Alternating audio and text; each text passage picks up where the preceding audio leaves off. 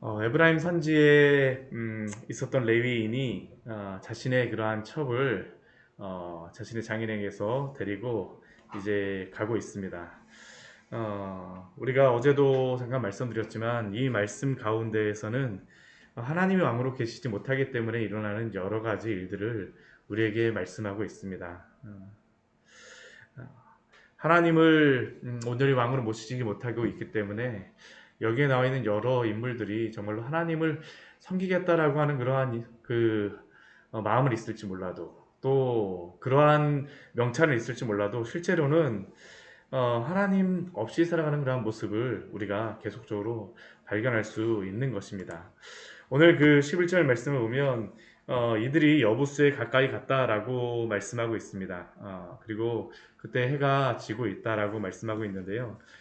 이 여부스는 앞에 10절 말씀에 보게 되면 예루살렘을 이야기합니다. 예루살렘.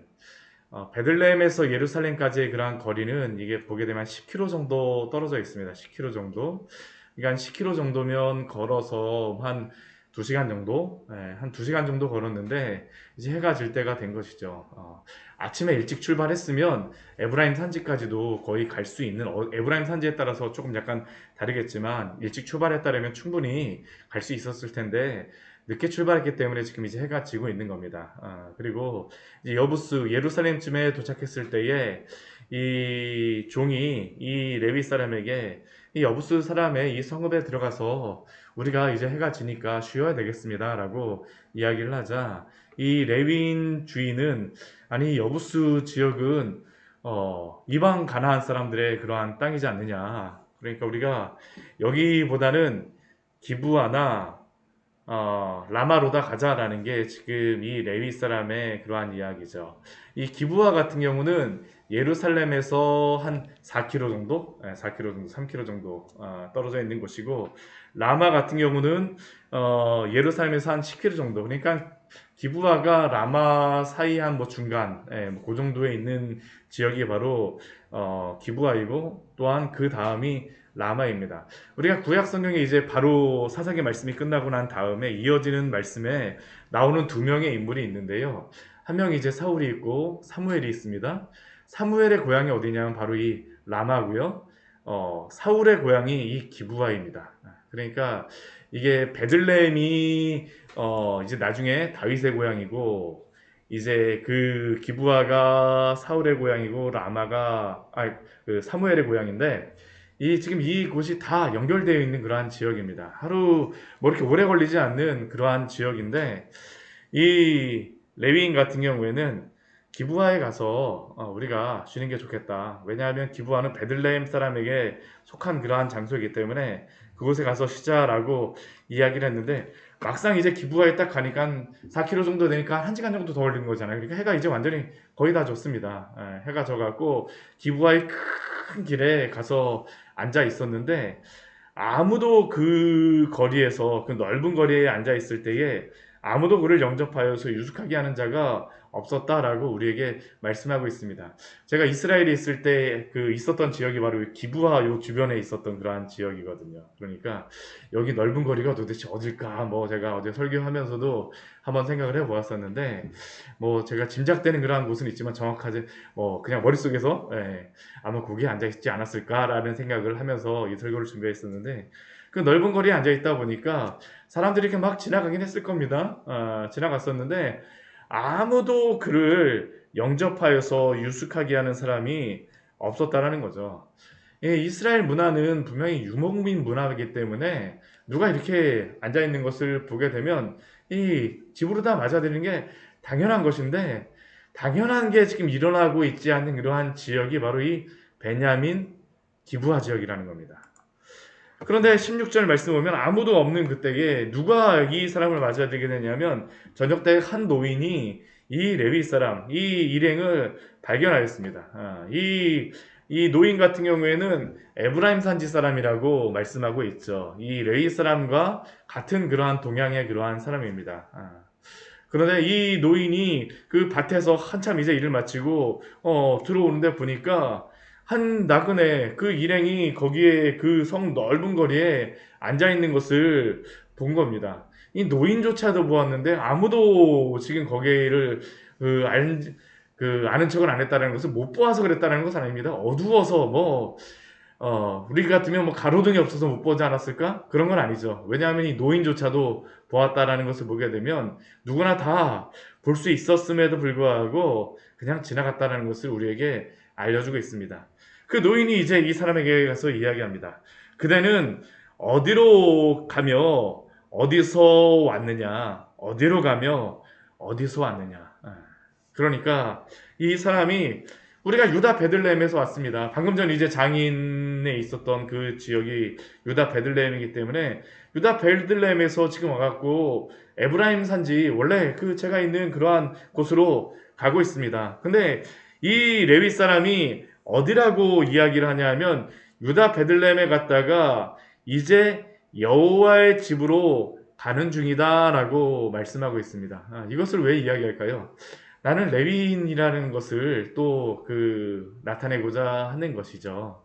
여호와의 집, 하나님의 그 성막이 있는 그 장소, 실로로 제가 돌아가는 그러한 레위인입니다라는 그러한 것이 바로 이 사람인데, 근데 아무도 나를 자기 집으로 영접하는 그러한 사람이 없다라는 게 지금 이 사람이 이 노인에게 이야기하고 있습니다.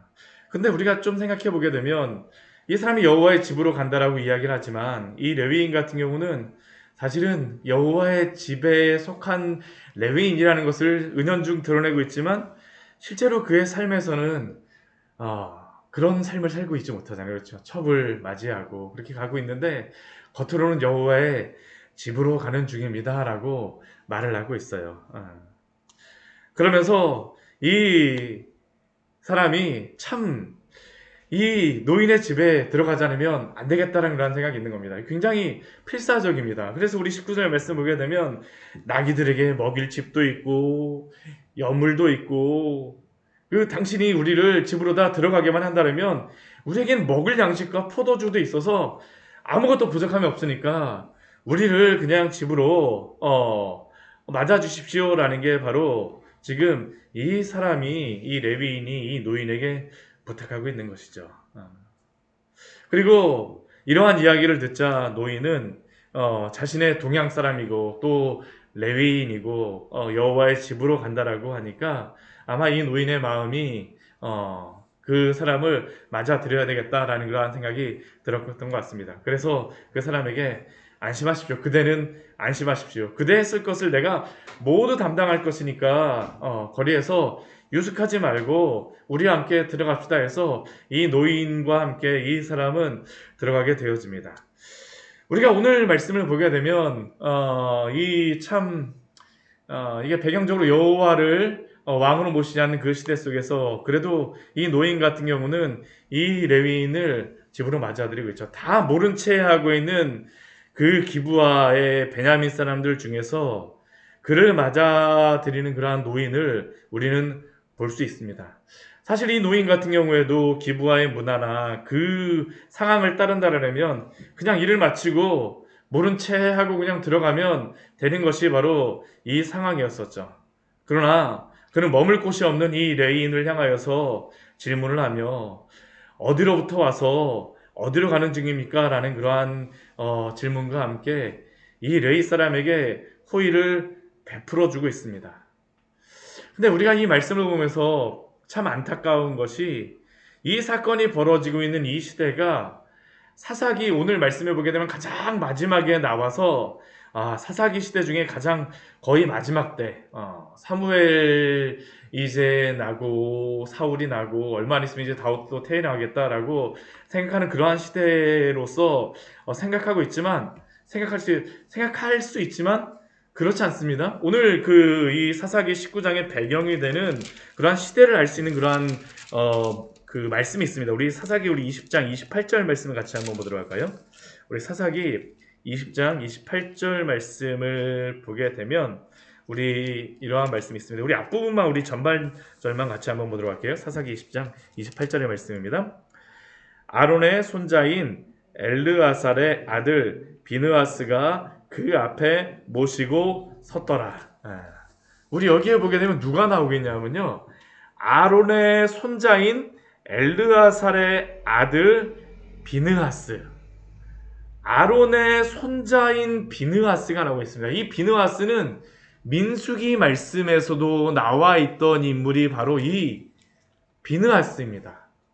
그러니까 지금 이 사건이 벌어지고 있는 것이 이 가나안 땅에 들어와서 얼마 되지 않았다라는 것이죠. 비느하스 같은 경우는 광야의 길을 걸었던 사람으로 지금 이스라엘 백성들은 이곳에 정착한 지 얼마 되지 않았습니다.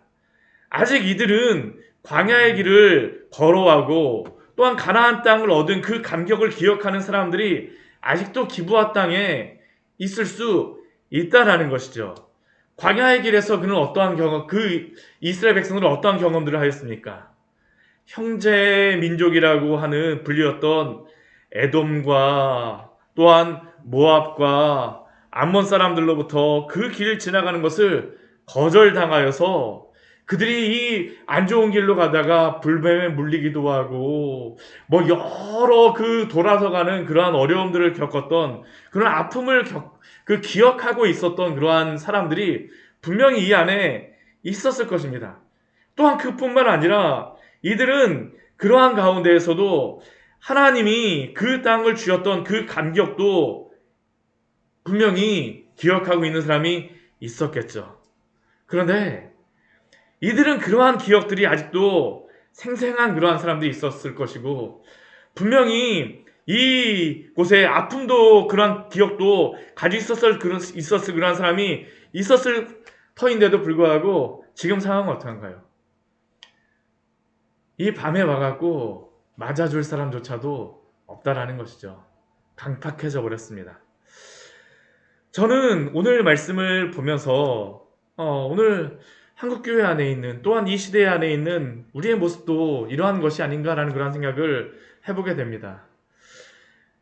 우리 민족이 보게 되면 해방을 맞고 6.25를 지내며 50년대, 60년대 그 배고픔의 시기를 보내고 또 70년대 이후에 그 2000년대까지 급속한 그 산업화와 발전을 이루어가면서 각 교회들이 부흥하며 많은 성도들이 하나님이 베풀어 주시는 그 은혜를 우리가 많이 누리지 않았습니까?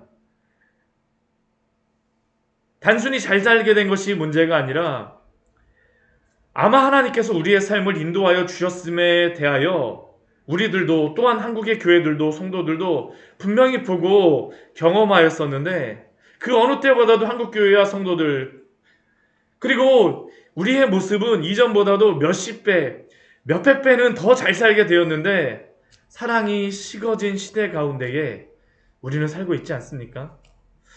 바로 기브아와 또한 베냐민 지파의 모습이라고 할 수 있습니다. 그 안에 이기적인 모습들과 함께 이제 저희가 바로 내일 보게 되겠지만 파괴적인 사랑만이 남아있는 것이 바로 이 베냐민의 모습이죠. 오늘 코로나가 창궐하는 또 오늘 이 시대 가운데 우리의 모습과 또한 비슷하지 않은가라는 그런 생각을 해봅니다. 잘 살게는 되어졌는데 복음에 대한 그러한 기쁨과 또한 그러한 진리, 사모함들은 사라지고 거짓 사랑만이 난무하며 진리가 무엇인지조차 모르게 된 바로 이 시대. 오늘 이 베냐민 지파의 그러한 모습, 이 오늘 사사기 19장, 20장, 21장의 모습은 또한 바로 오늘 우리 이 시대를 향하여서 주시는 그러한 모습, 그 말씀인 것을 우리는 기억해야 합니다. 오늘 이 시대 가운데에 어떠한 일들이 일어나고 있습니까? 우리 마태복음 24장 말씀을 보게 되면 예수님께서 이 성전에서 나오실 때에 성전의 아름다운 모습을 보면서 제자들이 이 성전의 아름다움과 그 성취, 그 놀라운 그러한 그 건축의 아름다움들을 보면서 성취를 보면서 자랑하는 그 제자들 향하여서 예수님께서 주신 그러한 말씀이 마태복음 24장의 말씀인데 거기에 보게 되면 이렇게 예수님께서 말씀하셨어요. 우리 마태복음 말씀 같이 한번 보도록 할까요? 우리 마태복음 우리 24장의 말씀입니다. 우리 마태복음 24장 말씀 같이 한번 보도록 하겠습니다.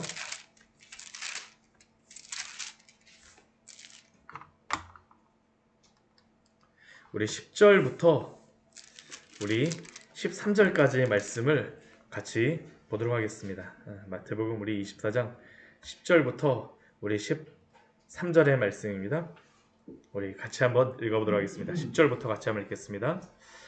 그때 많은 사람이 실족하게 되어 서로 잡아주고 서로 미워하겠으며 거짓 선지자가 많이 일어나 많은 사람을 미혹하겠으며 불법이 성함으로 많은 사람의 사랑이 식어지리라. 그러나 끝까지 견디는 자는 구원을 얻으리라. 아멘.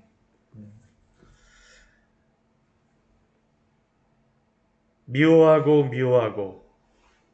미혹하고 불법이 성하고 또한 많은 사람의 사랑이 식어지리라.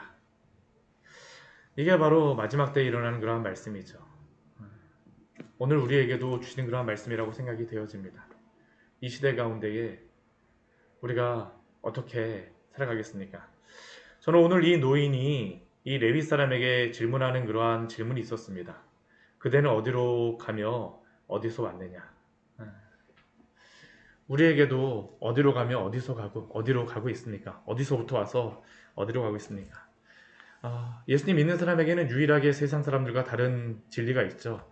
우리는 분명히 누구로부터 와서 누구에게로 가는지에 대한 그러한 진리를 가지고 있는 사람들이 바로 예수님 믿는 사람들입니다.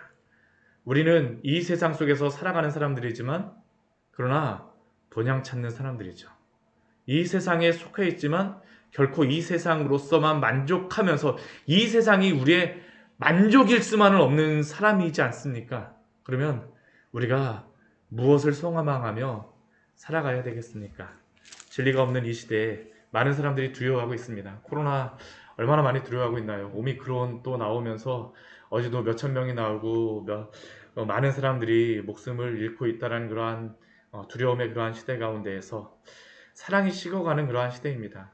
교회도 어찌 보면 이 시대 가운데에서 많은 영향도 받고 있고 많은 오해도 받고 있고 잘못하는 부분들도 분명히 있을 수 있고 여러 가지 많은 부분들이 있지만 그러나 우리가 그러한 시대 속에서 사랑을 잃지 말고 불법이 성함으로 사랑이 식어지리라. 이 베냐민의 기브아 사람들을 생각하면서 정말로 주님의 그 말씀 붙잡고 참된 진리를 붙잡고 오늘도 살아가시기를 축원합니다. 같이 기도하도록 하겠습니다. 하나님 아버지, 어디로부터 와서 어디로 가느냐? 세상의 많은 사람들은 영원이라는 그러한 단어조차도 낯섭니다. 그 사람들에게는 영원이라는 그러한 단어보다는 다음 생이라고 하는 그러한